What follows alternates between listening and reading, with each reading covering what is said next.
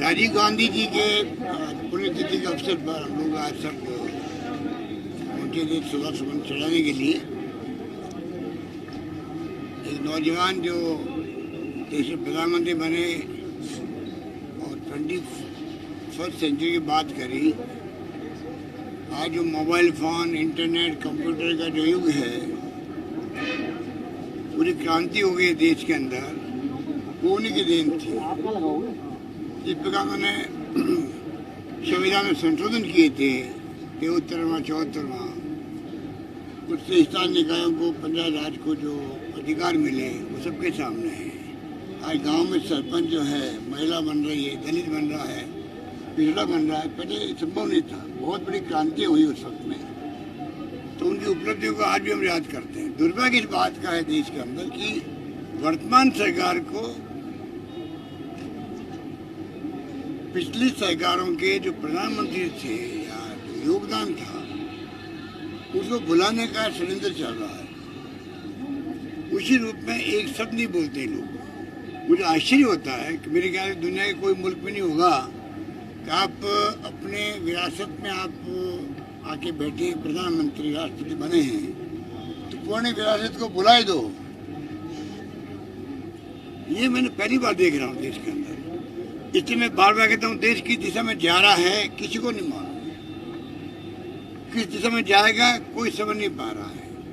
अभी तो धर्म के नाम पर लोग बहुत उत्साहित हैं। हिंदू धर्म की बात कर रहे हैं लोग। हिंदू धर्म के नाम पर चाहे युवा हो चाहे बुजुर्ग हो, उनको अच्छा लगता है।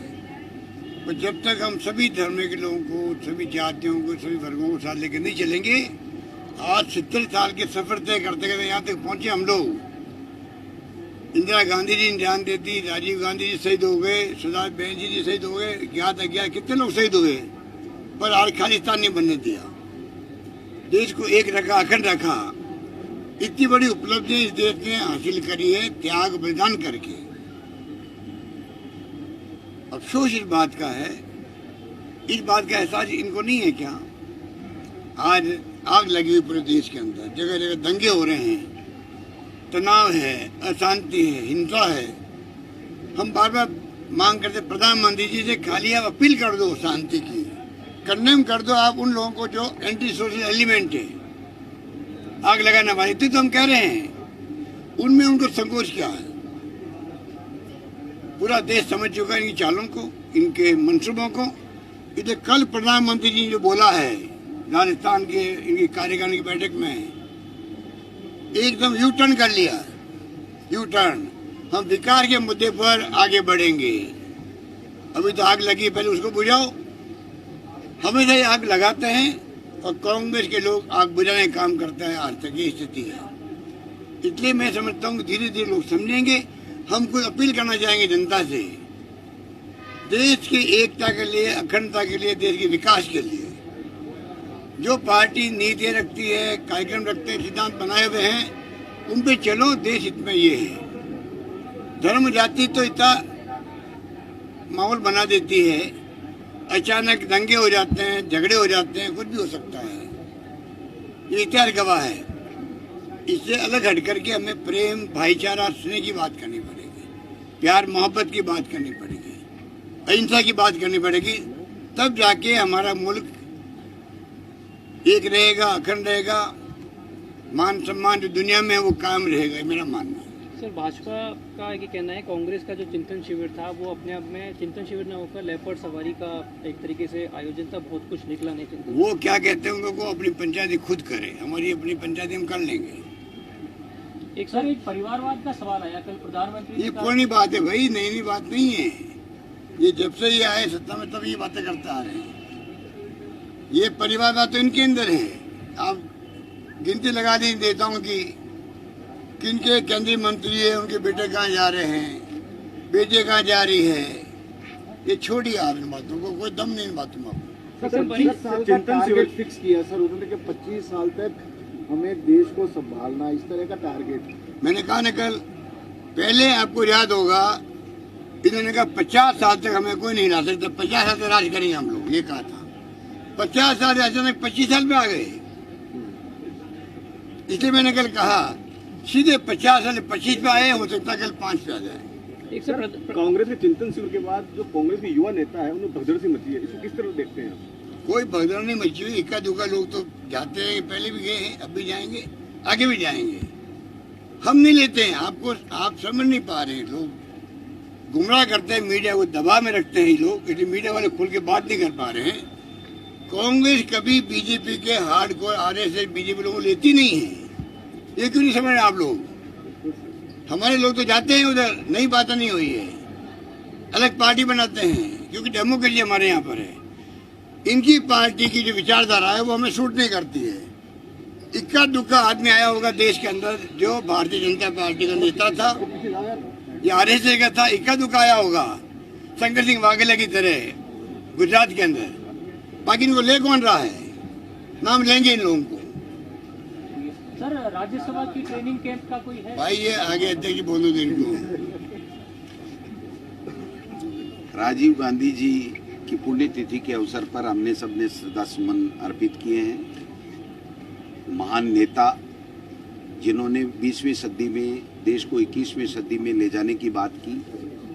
पहली बार देश में टीकाकरण के लिए 300 करोड़ रुपए दिए, एजुकेशन पॉलिसी दी, और जिस प्रकार से देश को एक और अखंड रखने के लिए शहीद हो गए, और ग्रामीण क्षेत्र से नीचे के स्तर से योजनाएं बन करके नीचे के स्तर से लोग तय करें कि हमें कौन सा किस तरीके का विकास चाहिए। आरक्षण और 18 साल की उम्र के नौजवानों को वोट का अधिकार, ये सब राजीव गांधी जी की देन है। मैं समझता हूं कि ऐसे नेता के जो सपने थे उनको पूरा करने में हम कांग्रेस के लोग कृत संकल्पित हैं और उनसे हमें प्रेरणा मिलती है। उन्होंने जो आदर्श देश की और दुनिया की राजनीति में स्थापित किए, उनको लेकर के हम आगे चलते हैं। सर राज्यसभा के चुनाव आ रहे हैं, कांग्रेस क्या पहले की तरह ट्रेनिंग कैंप रखेगी या सीधे वोटिंग के लिए जाएंगे? हम लोग संगठन की तरफ से 1 और 2 तारीख को वर्कशॉप रख रहे हैं। जो हमारा उदयपुर डिक्लेरेशन हुआ उसकी तैयारी को लेकर के, इसके अलावा इस तरीके का कभी कोई ऐसा कोई कार्यक्रम नहीं है। लेकिन एक बात मैं कहना चाहूँगा, आप पूछें या नहीं पूछें, ये कल प्रधानमंत्री जी वंशवाद की बात बोल रहे हैं। दीप्ति महेश्वरी को टिकट किसने दिया? वसुंधरा जी और उनके बेटे को टिकट किसने दिया? राजनाथ सिंह के बेटे को टिकट किसने दिया? और फिर कहते हैं 70 साल या 75 साल। तो कैलाश मेघवाल जी कितने साल के हैं? 85 साल के। सूर्यकांता व्यास जी कितने साल की हैं? तो इनकी कथनी और करनी में फर्क है। ये केवल देश के मुद्दों से ध्यान बटाने के लिए इस तरीके की बात कहते हैं। आप बताइए, जो सिंधिया जी गए, ये जब कांग्रेस में थे तब तो वंशवाद की बात करते थे कि वंशवाद का परिणाम है ये, और उनके यहाँ ठीक हो गए। सुनील जाखड़ जी गए, बलराम जाखड़ जी के बेटे थे, जब तक उनके हमारे पास थे तब तक तो वो वंशवाद की उसमें आ रहे थे परिभाषा में, और जब उनके यहाँ चले गए तो वो वंशवाद की परिभाषा नहीं है। आप किसी को उठा के, आरपीएन सिंह का क्या है, जितेंद्र प्रसाद क्या है?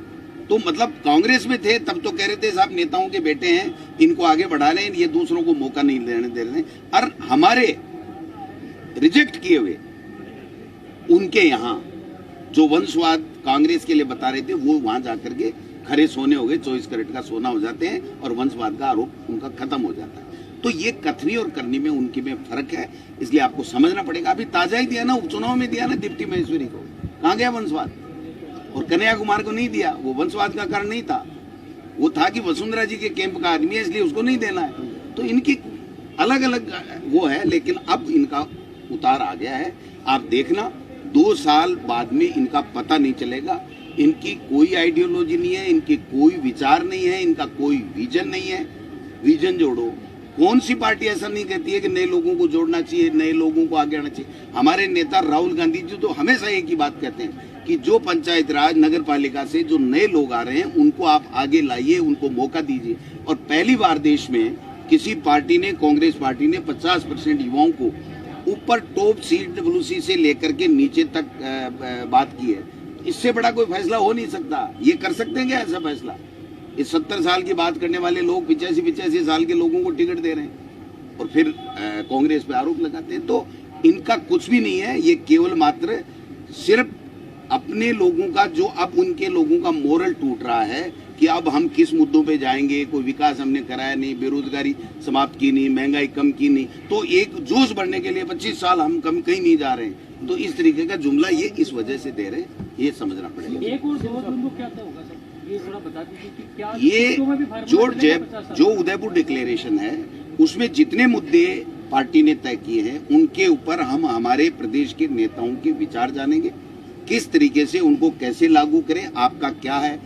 मान लीजिए जो 9 अगस्त से हम यात्रा कर रहे हैं वो किस तरीके से होनी चाहिए, 2 अक्टूबर की जो यात्रा है वो कैसे होनी चाहिए, हमारा जो जन जागरण अभियान सेकंड है, फर्स्ट हमने महंगाई के खिलाफ चलाया था तो वो किस तरीके से हमको चलाना है, जो मंडल कांग्रेस कमेटी हमने बनाने का निर्णय लिया है उदयपुर डिक्लेरेशन में, उसका स्वरूप कैसा होगा, कितने होंगे, कितने राजस्थान में और नए मंडल कांग्रेस बनेंगी, और जो पद कहा है कि 90 दिन और 180 दिन में सारे पद भरे जाएंगे संगठन के, तो वो जल्दी से जल्दी हम कैसे लोग बने, बूथ इकाइयां कैसे बने, ग्राम पंचायत कार्यकारिणी कैसे बने, मंडल कार्यकारिणी कैसे बने, ब्लॉक की कार्यकारिणी कैसे बने, और संगठन और सत्ता में लेकर के हमारी जो सरकार ने अच्छा काम किया है, ये किसी देश की किसी स्टेट की सरकार में ऐसा अच्छा काम नहीं हुआ। जितनी फ्लैगशिप योजनाएं हमारे, चाहे मुख्यमंत्री चिरंजीवी योजना हो, चाहे हमारी महात्मा गांधी इंग्लिश मीडियम की स्कूलें हो, चाहे बिजली फ्री की बात हो, चाहे हम जो राशन दे रहे हैं सरकार की तरफ से उसकी बात हो, ये सारी चीजें हम लोगों को कैसे लाभ मिले और एक भी व्यक्ति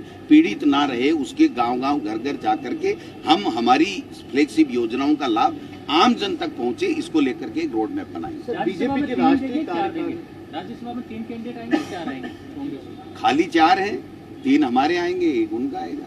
बीजेपी की राष्ट्रीय कार्यकारिणी की बैठक थी यहाँ पर पदाधिकारियों की, लेकिन टारगेट पे राजस्थान सरकार था। उसमें राजस्थान सरकार पे आरोप लगाया उन्होंने कि हर मोर्चे पे, जबकि नेशनल लेवल की मीटिंग थी बीजेपी की, टारगेट केवल वो नाम, उनका नाम नेशनल एग्जीक्यूटिव थी, पर किया उन्होंने स्टेट को लेके ही उन्होंने ये कार्यकारिणी करी। यहाँ पर आपको मैंने पहले भी कहा था, पूरे देश के राज्यों को कहा गया है कि राजस्थान का कोई मामला है तो आप वहाँ के मुख्यमंत्री पर और सरकार पर अटैक करो। यहाँ सब नेताओं को कह दिया गया है, इनके जितने नेता सो कॉल्ड है जो 7-8 उम्मीदवार मुख्यमंत्री बन गए हैं, इन सबको कहा गया है हम पूरा मॉनिटरिंग करेंगे, आप क्या बोलते हो, क्या एक्ट करते हो।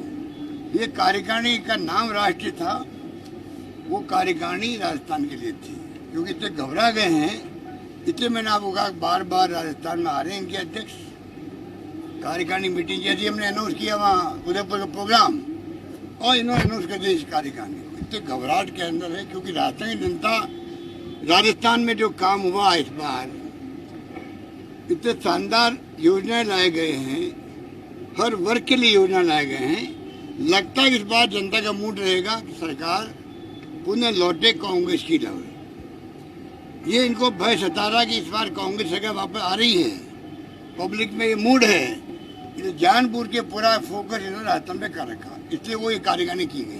जिस प्रकार कांग्रेस के विधायक निरंतर फंसते जा रहे हैं या फंसाया जा रहा है, उनके विधायक पुत्र हो गए या विधायक के भाई हो गए, या फिर हम बार बार क्यों कह रहे हैं लोकतंत्र खतरे में है, हम क्यों कह रहे हैं संविधान की धज्जियां उड़ रही है। ये तो मुकाबला में इनसे करना है और जनता का आह्वान करते हैं। आज दूसरों पे आए सीबीआई, इनकम टैक्स, ईडी, कल आपके ऊपर आएगी। पूरा देश घबराया हुआ है, ये आम जनता को समझ निकाल सकता है। आज हिंदू मुस्लिम की राजनीति करके कब तक राजनीति करोगे आप देश के अंदर, कहाँ लिया वो देश को अंदर। ये बहुत बड़ा ऐसा सवाल पैदा हो गया देश के अंदर, चिंताजनक स्थिति बन गई देश के अंदर, ये हम कहना चाहते हैं। ओके, चलो भाई।